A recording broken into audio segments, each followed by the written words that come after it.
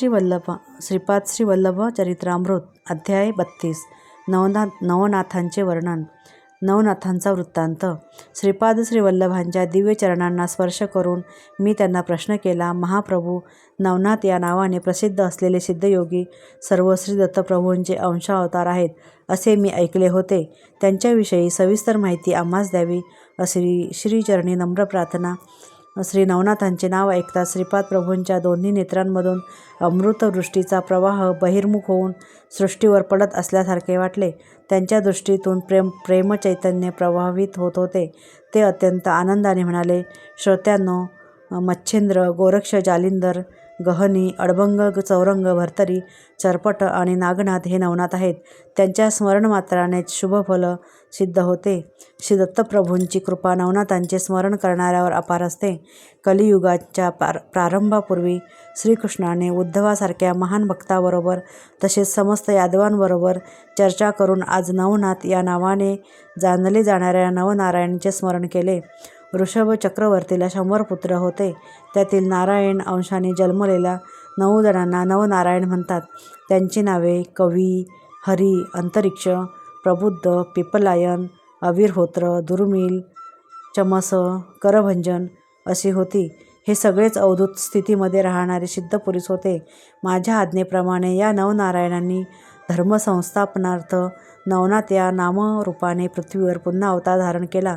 प्रथम पुत्र कवी हा मच्छिंद्रनाथ या नावाने जन्मला. अंतरिक्ष जालंधर नावाने जन्मला. यांच्या शिष्यरूपाने प्रबुद्ध कानिप या नावाने जन्मला. पिप्पलायन चरपटनाथ या नावाने जन्मला. अविर्होत्र हा नागेशनाथ या नावाने जन्मला. द्रुमिळ हा भर्तरीनाथ या नावाने जन्मला. चमस रेवणनाथ रूपाने आणि कारभजन गहनीनाथ या नावाने जन्मला. सृष्टीवर अनेक स्थाने काही कारणास्तव ब्रह्मदेवाचे वीर्य पडले. त्यापासून अनेक ऋषी जन्मास येतील असे व्यास महर्षींनी आपल्या भविष्यरूप पुराणात सांगितले होते. उपरिचर नावाचा एक वसू होता. त्याने एकदा उर्वशीला पाहिले आणि तो अत्यंत मोहित झाला. त्यावेळी त्याचे वीर्य द्रवून यमुनेच्या पाण्यात पडले. ते एका मासोळीने गिळले. ह्या मत्स्यापासून मच्छिंद्रनाथांचा जन्म झाला. कामदेव मन्मथाला शिवाने क्रोधित होऊन आपल्या ललाटाग्नीने जाळून भस्म केले. त्या भस्मामध्ये सूक्ष्म रूपाने मन्मथाचा आत्मा होता. बृहद्रथाने जेव्हा यज्ञ केला त्या यज्ञकुंडातून जालंधर नाथांचा आविर्भाव झाला. रेवा नदी म्हणजेच सध्याची नर्मदा नदी या नदीमध्ये पडलेल्या ब्रह्मवीर्यापासून रेवणसिद्धांचा जन्म झाला. एकदा थोडे ब्रह्मवीर्य एका नागाच्या शिरावर पडले. ते भक्ष्य समजून नागिनीने खाऊन टाकले. त्या योगाने ती नागिन गर्भवती झाली.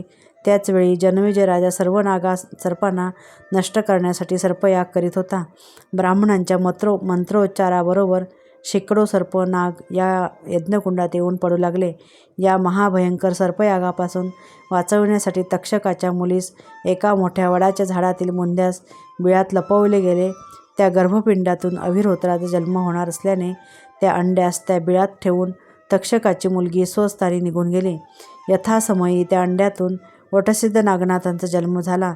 मच्छिंद्रनाथ देशसंचार करीत असताना एका स्थळी त्यांचा मुक्काम होता. त्यांच्या दर्शनासाठी अनेक लोक येत असत. एका वांझ स्त्रीने मच्छिंद्रनाथांना नमस्कार केला व आपली व्यथा सांगितली. नाथांनी भस्म मंत्रून दिले, परंतु त्या स्त्रीने ते अविश्वासाने उकिरड्यावर फेकून दिले. त्या भस्माच्या अमोघ अशा शक्तिसंपन्नतेने त्यामधून गोरक्षनाथांचा जन्म झाला.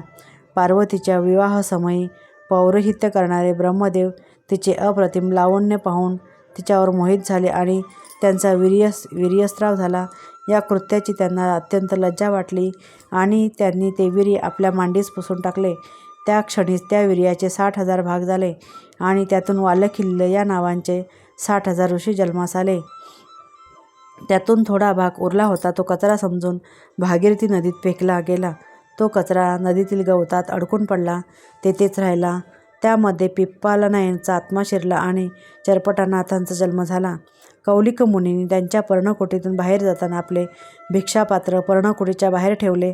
त्याचवेळी सूर्याचे तेज त्या पात्रात पडले. ते महर्षींना कळाले. त्यांनी ते पात्र तेथेच सांभाळून ठेवले.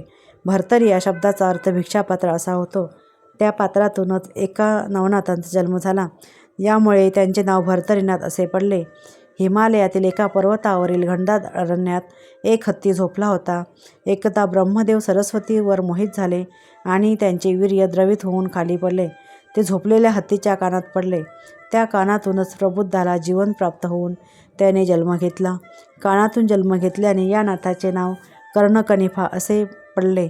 गोरक्षकाने संजीवनी मंत्राचा जप करीत मातीमध्ये एका मनुष्याकार आकृती काढली. त्या आकृतीतून करभाजनाला त्या संजीवनी मंत्राच्या साहाय्याने जीवन प्राप्त झाले आणि त्याने गहिनीनाथ या नावाने अवतार धारण केला. श्रीकृष्णांच्या आज्ञेनुसार या नवनारायणांनी आपले स्थूल शरीर मंद पर्वतावर समाधी अवस्थेत सांभाळून ठेवले आणि अंश अवताराने नवनाथ नामरूपाने पृथ्वीवर जन्म घेतला. धर्मसंस्थापनेचे महान कार्य करण्यासाठी या नवनाथांचा अवतार झाला होता. श्रीपाद प्रभूंचे हे नवनाथांच्या जन्मासंबंधीचे आश्चर्यजनक विवेचन ऐकून आम्ही मंत्रमुग्ध होऊन गेलो होतो. आम्ही प्रभूंच्या चरणी वंदन करून त्यांचा जय जयकार केला. यानंतर मी प्रश्न केला, प्रभू, नवनाथांचे अवतार हे नवनारायणाचे अंश अवतार आहेत असे आपण सांगितले. नवनाथ आणि नवनारायण यामध्ये काही फरक आहे काय? आमच्याकडे आपल्या दिव्य प्रेमळ दृष्टीने पाहत श्रीपाद प्रभूंनी मंद हास्य केले आणि म्हणाले, श्रोत्यांनो, समस्त सृष्टीच्या महासंकल्पाचे स्वरूप मीच आहे. देवी देवतांनी कार्य करण्याचे संकल्पसुद्धा माझ्या महासंकल्पाचे अंशमात्र असतात. या अंशमात्र संकल्पांना थोडेफार स्वातंत्र्य असते. हे स्वातंत्र्य शेतातील झाडाला दोरीने बांधलेल्या गायीस चरण्यासाठी जेवढे स्वातंत्र्य असते तसेच आहे. तसेच धर्मसूत्रांना अनुसरून अंशावतारांना स्वेच्छा दिली जाते. संकल्प मात्र मूळ तत्वातूनच येतात. त्यांचे योग्य प्रकारे नियंत्रण करणे हे अंशावतारातले कार्य असते. कोणतीही समस्या निर्माण झाल्यास अंशावतार त्या समस्येच्या निराकारणाशी मूलतत्वाकडे निवेदन घेऊन येतात.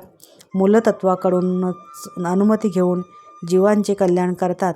या अंशावतारात राग, लोभ, मद, मत्सर, अहंकार असे मानवी दुर्गुण नसतात. यामुळे मूलतत्वाची कार्य असमर्थता अंशावतारात सुद्धा आढळते. या कारणामुळे अंशावतार आणि पूर्णावतार यात काही फरक नसतो. श्रीपाद श्रीवल्लभांचा जय जयकार असो.